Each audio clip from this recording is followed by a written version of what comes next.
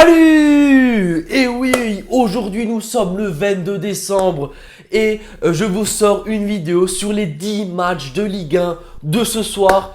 Ouais, la Ligue 1, je sais que c'est rare, je me suis adapté, vous avez vu ça, j'ai mis le maillot de l'équipe de France et non celui du Bayern, voilà, je m'adapte. J'espère que vous êtes prêts pour cette dernière vidéo avant les fêtes. Donc voilà, comme je vous l'ai dit lors de ma précédente vidéo, je vais encore en faire une, c'est celle-là, donc c'est cette vidéo qui va marquer le petit temps de pause sur YouTube pendant les fêtes. Donc voilà, je voulais prendre ce début de vidéo pour vous souhaiter un joyeux Noël, de très belles fêtes à vous. Et bien sûr, merci d'être toujours présent sur mes vidéos YouTube, de les regarder, de les liker, de vous abonner, de tout ça en fait. Parce que nous sommes 8000, nous sommes plus de 8000 maintenant sur ma chaîne YouTube. C'est tout simplement fantastique, merci à vous.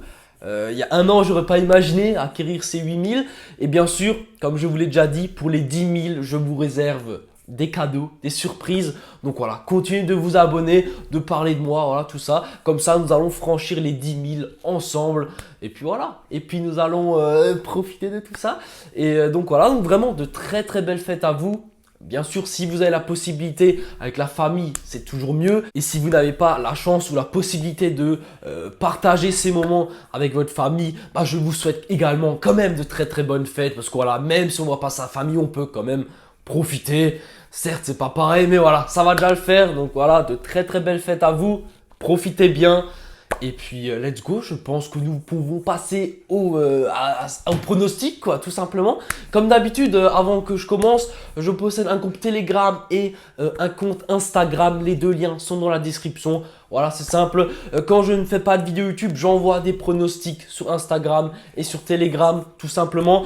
Parce que voilà, ça me prend moins de temps que faire une vidéo YouTube. Et puis, je possède également un groupe VIP, donc mon site internet pour y accéder c'est www.bafoutenprono.com. Voilà, tout est dans la description. Je pense que tu vas te demander qu'est-ce que c'est son groupe VIP. Alors je donne l'exemple d'aujourd'hui, il y a 10 matchs de Ligue 1, presque 10 matchs de Serie A. Donc voilà, il y a beaucoup de matchs aujourd'hui. Et tout simplement sur mon VIP, je vais poster mes plus grosses confiances. Alors j'analyse toujours tous les matchs et ensuite les 3-4 matchs avec les pronostics que je trouve bien, intéressants, donc safe. Et ben, je vais les donner sur mon VIP. Souvent, c'est un combiné coté aux alentours de 2, l'histoire de doubler l'investissement. Voilà, et donc ça, c'est presque quotidiennement sur mon groupe VIP.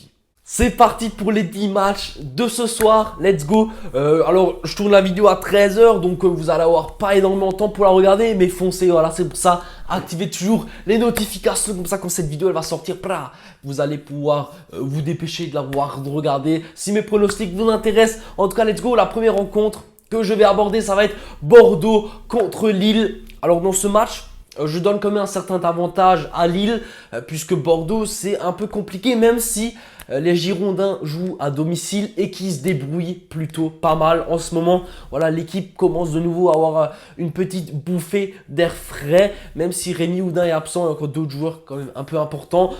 Je donne l'avantage à Lille parce que voilà, Lille c'est quand même au-dessus encore. Et donc je vais partir sur la double chance Lille ou nul, parce que pour moi Bordeaux ne devrait pas l'emporter à domicile. Et comme je m'attends quand même un peu à des buts, plus d'un 5 buts, parce qu'on a pu le voir que la défense de Bordeaux, lors des dernières rencontres, c'est toujours compliqué. Par exemple, contre Strasbourg, vu que je suis strasbourgeois, voilà, la défense de Bordeaux était absente. Et donc vraiment, Lille aura les possibilités de les punir si cette défense-là est de nouveau un peu dans les vapes. Parce que voilà, Lille, ça ne pardonne pas. Ensuite, Clermont contre Strasbourg. Let's go. Alors Clermont, Strasbourg, deux équipes qui jouent beaucoup vers l'avant, qui ont une défense un peu moins bonne, même si voilà, Strasbourg c'est solide. Strasbourg, ce début de saison, ils me font rêver, ça fait vraiment plaisir. C'est un peu l'équipe que je supporte en Ligue 1, c'est Strasbourg. Et franchement, c'est pas mal. C'est vraiment cool de les voir dans cette forme-là. Et puis Clermont, de l'autre côté, c'est une équipe qui vient de monter. Et voilà, c'est solide. Franchement, Mohamed Bayo en attaque, il est très bon. Une équipe dans l'ensemble plutôt solide. Et pour moi, il y aura quand même des buts. Je jouera bien 2-1, 1-1, quelque chose comme ça. Donc je pars sur les deux équipes marques. Une très bonne cote à 1,75. Ensuite, Lorient contre le PSG.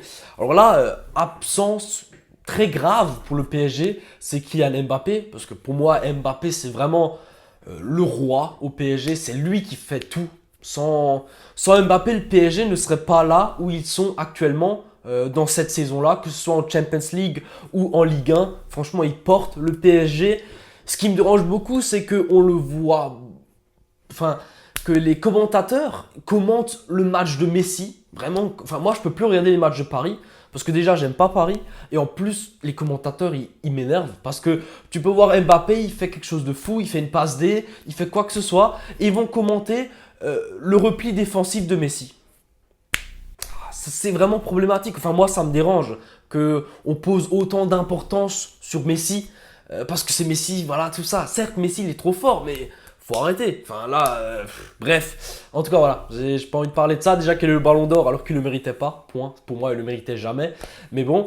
Et donc, on va voir. Ce soir, avec l'absence de Mbappé, est-ce que ce Messi, dont tout le monde met beaucoup trop d'importance, qui est absent sur le terrain, je le trouve vraiment pas bon. Est-ce que ce soir, il va être là contre Lorient? Contre Lorient, qui est vraiment une équipe qui est pas du tout en forme en ce moment. On verra. En tout cas, Messi devrait être là, vu son niveau, vu tout ça. Il devrait marquer, donc je vais donner Messi buteur. Il devrait profiter de l'absence de Messi et de Neymar pour justement briller un peu et se mettre en avant. Surtout contre Lorient qui a pris 10 buts en 5 matchs. C'est-à-dire qu'ils encaissent en moyenne 2 buts par match. Donc si Messi n'est pas capable de marquer contre eux, c'est que c'est chaud quoi. C'est que le ballon d'or, j'ai pas envie d'en parler. Ensuite, le match de Lyon contre Metz. Alors là, je donne quand même l'avantage à l'équipe de Lyon. Parce que Lyon c'est quand même meilleur, même si en ce moment ils enchaînent un peu les méformes, les 0-0, voilà. Peter Bosz a un peu du mal, le coach est un peu mal vu, il est un peu proche de la sellette quoi, on veut un peu le jarter, mais il est encore là. Et je pense que justement ce soir, il joue son avenir, il sait qu'il faut qu'il gagne contre cette équipe de Metz qui n'est pas du tout en forme. Certes Metz, ok, des fois c'est quand même bon, mais c'est un peu un yo-yo cette équipe. Et je donne quand même l'avantage à l'équipe de Lyon. Comme j'aime pas jouer les cotes à 1,30, les cotes à 1,20 sur les victoires, parce que pour moi c'est trop pas bon, je vais plutôt partir sur un buteur, donc Moussa Dembélé, buteur qui est de retour dans cette équipe de Lyon, qui va probablement jouer à côté de Toko Ekambi. Et donc voilà, Dembélé buteur, une cote à 1,95. Ensuite, le match de Marseille contre Reims. Alors ça, c'est un match plutôt compliqué. Personnellement, je n'ai pas touché à la victoire de Marseille. C'est trop incertain contre cette équipe de Reims qui est toujours capable de faire des petits exploits comme avec Ekitike, qui est très très bon en attaque. Désolé si j'ai mal dit son nom, mais c'est quelque chose comme ça. Et en tout cas, il est très très bon. Et il a justement mis le 2-1 face à Lyon. Donc voilà, il faut faire attention à ce jeune prodige que je trouve très très bon. Et justement, je m'attends à un match plutôt fermé parce que Marseille, ça a quand même du mal à marquer. C'est une équipe qui... Elle est forte, mais elle a quand même un peu de mal. Je trouve, devant le but, c'est compliqué un peu. Et puis de l'autre côté, l'équipe de Reims qui va jouer, je pense, très très bas, avec un bloc bas, bloc défensif. Je m'attends donc à un match fermé et un match nul à la mi-temps, une cote à 2,10. Le match d'après entre Monaco et Rennes, je m'attends à ce que les deux équipes marquent une très belle cote à 1,70. Pourquoi? Parce que Monaco, je peux le voir régulièrement qu'ils encaissent des buts mais ils marquent également avec un Ben Yedder qui est toujours là pour marquer. Et puis de l'autre côté, Rennes, c'est une équipe qui est en forme. Je pense qu'ils trouveront le chemin des filets. Et donc voilà, ça va être un match prolifique en but selon moi. En tout cas, les deux équipes devraient réussir à marquer. Match d'après entre Montpellier et Angers. Alors là également, je pars sur les deux équipes marquent une cote à 1,70. Montpellier à domicile, c'est pas mal. Ça marque souvent. On a pu le voir là, souvent. Ça marque. Je me suis répété là. Ouais, bref. En tout cas, voilà. Donc Angers plutôt solide également. Même si c'est un peu une équipe... Angers, c'est une équipe que j'aime pas trop en Ligue 1. J'aime pas miser sur elle plutôt. Parce que voilà, j'ai rien contre les Angevins. Angevins? Ouais. Mais une équipe trop compliquée parce qu'ils font trop de 0-0 ou des matchs un peu bizarres ou séries de défaites ou compliqués. Mais bon, je m'attends quand même à ce que Angers trouve le chemin des filets contre Montpellier. Voilà. Une explication est un peu bizarre. Mais ouais. Ensuite, on enchaîne avec la triplette. Donc, Nice contre Lens également. La triplette. Donc, encore une fois, les deux équipes marquent, je sais. je bombarde là avec les deux équipes marques. C'est les deux équipes marques là. Ouais. Voilà. Et c'est une cote à 1,65. Donc les deux équipes marquent à 1,65. Pourquoi je parle là-dessus? Parce que Nice, c'est bon. Pour moi, Nice est meilleur que Lens. Mais Lens, attention. Lens, c'est une équipe de battants. Une équipe qui va jouer vers l'avant, qui voudra marquer. Lens, dans tous ces matchs, ça encaisse et ça marque énormément de buts. Le 2-2, c'est un score récurrent chez eux. C'est toujours but encaissé, but marqué. Il y a toujours des buts. Et bon, du côté de Nice, défensivement, c'est meilleur. Parce que ça encaisse quand même peu de buts. Mais je me dis que l'atout de Lens, c'est quand même son attaque. Donc peut-être que Lens parviendra à trouver le chemin des filets. Et puis pour moi, Andy Delors, Guiri, Dolberg, ils vont être assez solides pour trouver le chemin des filets pour Nice. Donc les deux équipes marquent, ça devrait coller. Ensuite, Saint-Etienne contre Nantes. Alors attention, les Stéphanois ont changé d'entraîneur.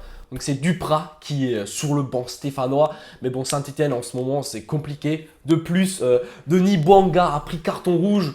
Donc avec son rouge, c'est un joueur très très important pour les Stéphanois. Je pense que justement Saint-Etienne, ça va galérer. Je ne les vois pas gagner. Même s'ils jouent à domicile, je ne les vois pas gagner. Pour moi, Nantes est quand même un peu meilleur. Et donc je pars sur la double chance. Nantes ou match nul. Une cote à 1,45. Let's go. Et le dernier match de ce soir. C'est chaud d'enchaîner là. On va traiter le match de Troyes contre Brest. Et là, également Brest qui est dans une très très bonne forme. Même s'il y a eu la petite défaite. C'est quand même une équipe qui a enchaîné 7 victoires d'affilée. Incroyable. Ils sont passés de la zone rouge à très très bien. Première partie de tableau à l'aise. Donc je pense que justement, cette équipe de Brest est meilleure que celle de Troyes. Et donc je pars sur la double chance. Brest ou nul. Une cote à 1,52. Et voilà, ma vidéo Ligue 1 touche à sa fin. Je sais, on n'a pas l'habitude de parler de Ligue 1 sur ma chaîne, mais ça fait du bien, un peu de changement, c'est toujours agréable. Donc voilà, n'hésite pas à me faire un retour en commentaire, ce que tu en penses de mes pronostics, si tu es d'accord, si c'est cohérent, si justement ces pronostics-là vont t'inspirer dans tes propres mises. Voilà, j'espère en tout cas. J'espère que nous allons encaisser, que mes pronostics vont se valider au maximum. Et puis, comme d'habitude, petit pouce bleu et abonne-toi, comme ça tu es au courant quand une nouvelle vidéo sort sur ma chaîne. Parce que oui, sur ma chaîne, les vidéos peuvent sortir à n'importe quel moment. Donc, il vaut mieux s'abonner pour être sûr de ne rien manquer. Let's go! Merci beaucoup à toi d'avoir regardé cette vidéo et à la prochaine. Ciao!